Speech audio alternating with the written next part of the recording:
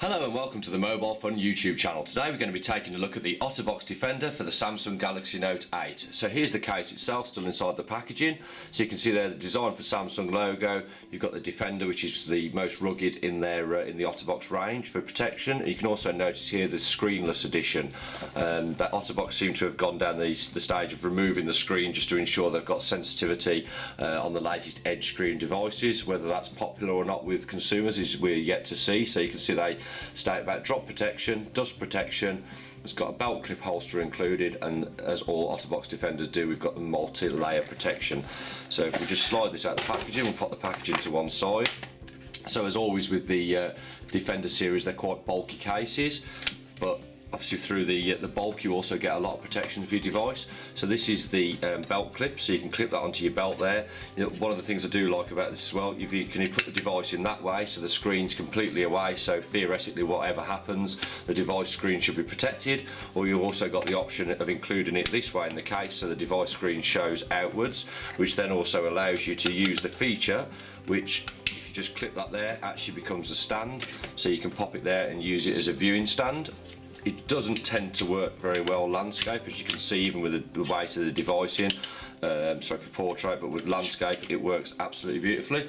So literally to release that, you just put pressure on there and clip that back round. So if we just take a quick look around the case, so as normal inside you get quite a firm rubber, but it also does have some give, as you can see on my fingers leaving marks, almost like a kind of memory foam surface to it, which is really good. So if you do get a bit of debris behind your device, it doesn't just sit there and scratch it. You can see there you've got the OtterBox certified drop protection. So these cases can be quite awkward to get into. Normally the idea is if you get your nail behind there, you can start running the outer rubber case off. So if I just separate that there, just take a quick look at this.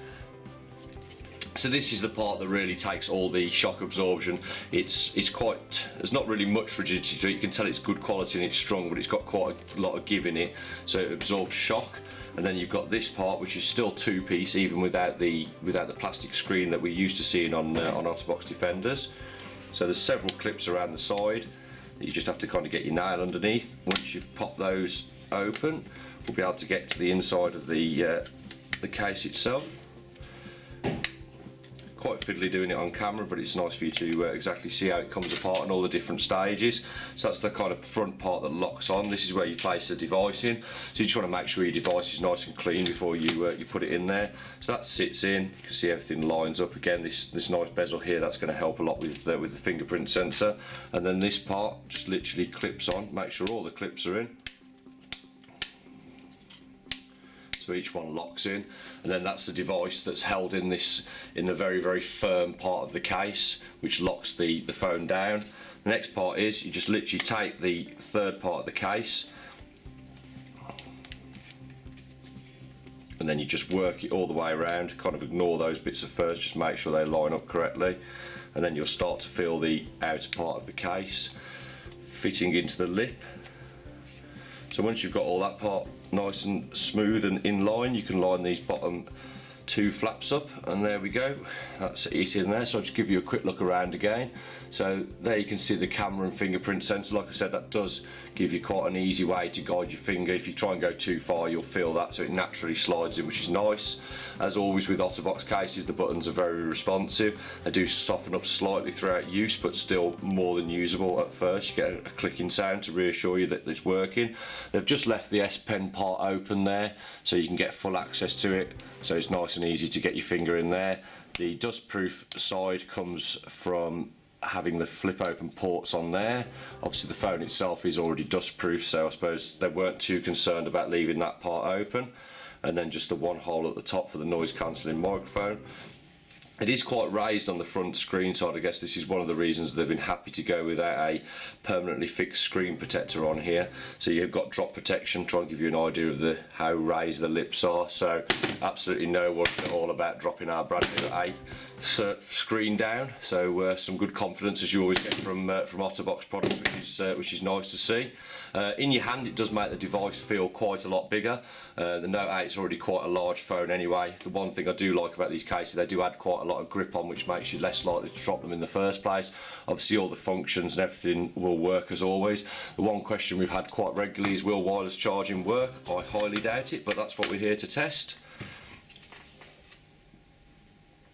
It doesn't appear so. No, unfortunately wireless charging won't work with this case on, so that is a bit of a downside.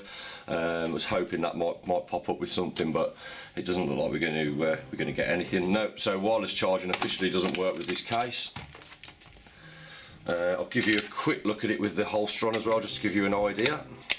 So again, that locks in, so that would fit over your belt as such. And as I said earlier in the video, you have always got the option as well. If you really want to go for maximum protection, you can put the device in that way, and then you've got the screen covered from that side. That's going to be towards your body as well, so anything that's hitting it is going to be hitting the outside of the phone, obviously with the OtterBox protection on there, so that should hopefully avoid any smashed screens or damaged phones.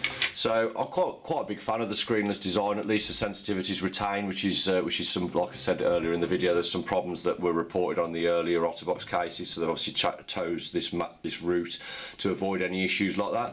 And other than making the device feel slightly larger, it's a really rugged case. As always with OtterBox, if you're looking for an all-round protection that you really can trust, then this is definitely a case to consider.